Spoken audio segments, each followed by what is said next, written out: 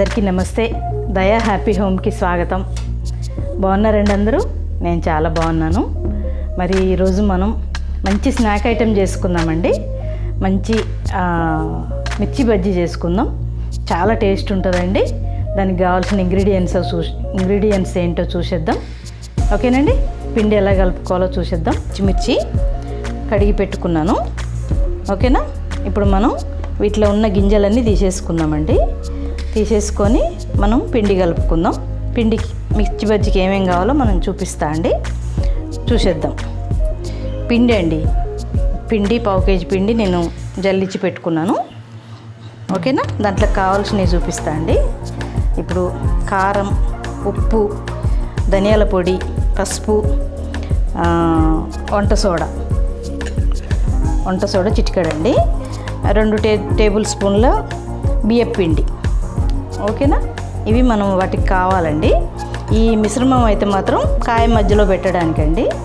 దీంట్లో ఏమేమి వేసానంటే పుదీనా, కొత్తిమీర, ఓమ, ఉప్పు, కొంచెం పసుపు, ఇవన్నీ వేసి కొంచెం చింతపండు వేసానండి. ఇవన్నీ వేసి మిక్సీ పెట్టి పెట్టాను. ఇవి మనం కాయ మధ్యలో పెట్టడానికి. ఓకేనా. ఇప్పుడు మనం ప్రాసెస్ స్టార్ట్ చేద్దామండి. కలిపేసుకుందాం. బౌల్ తీసుకున్నాను. దాంట్లో కొంచెం సాల్ట్ అండి 1/2 టీ స్పూన్ వేసాను. కారం 1 టీ స్పూన్ వేస్తున్నాను. ఇవి కారం ఉండవండి, ఇవి మరి బజ్జి మిర్చి కదా. మనం ధనియాల పొడి కూడా 1 స్పూన్ వేస్తున్నాను.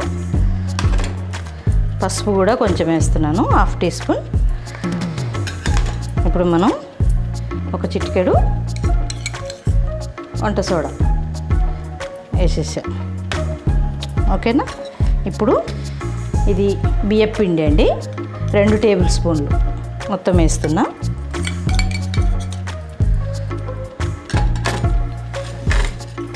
ఓకే అండి. మనం ఇప్పుడు శనగపిండి కూడా, ఇది శనగపిండి అండి, జల్లించి పెట్టుకున్నాను. ఇది కూడా సగం వేసి కలుపుదాం.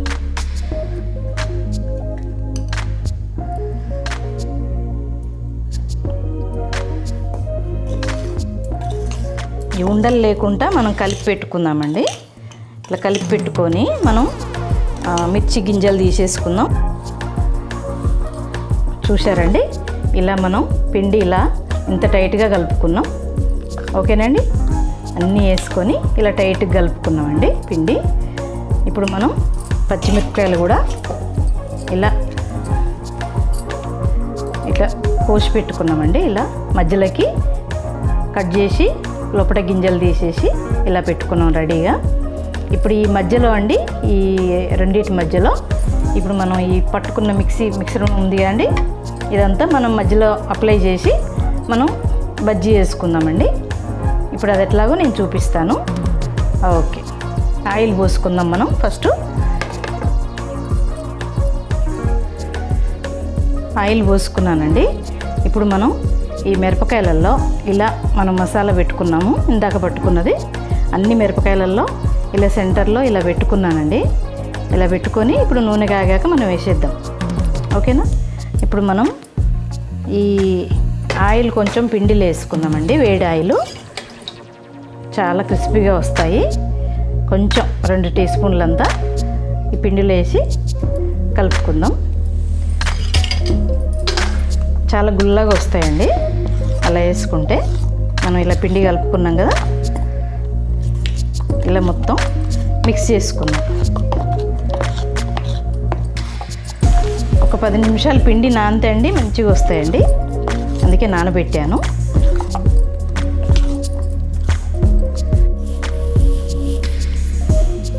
ఇప్పుడు వేద్దామండి. మనం కాయ ఇలా సెంటర్లో చేయి పెట్టి పట్టుకోవాలండి. పట్టుకొని ఇలా బ్యాక్ నుంచి మనం పిండి తీసుకోవాలండి, బ్యాక్ నుంచి. ఓకేనా. ఇలా అప్పుడు మనకు కాయ మంచిగా కాలుతుందండి. ఇలా మనం కట్ చేసిన దగ్గర వేలు పెట్టి బ్యాక్ నుంచి మనం పిండి తీసుకోవాలి.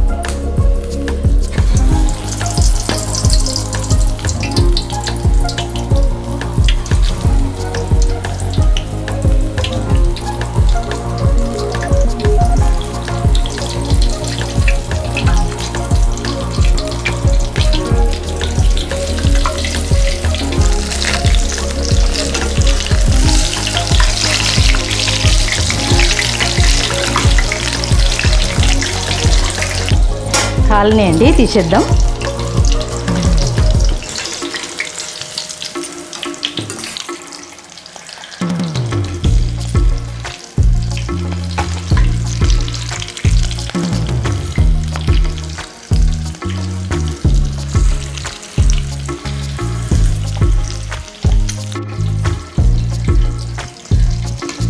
తీసేద్దామండి కాలనీ.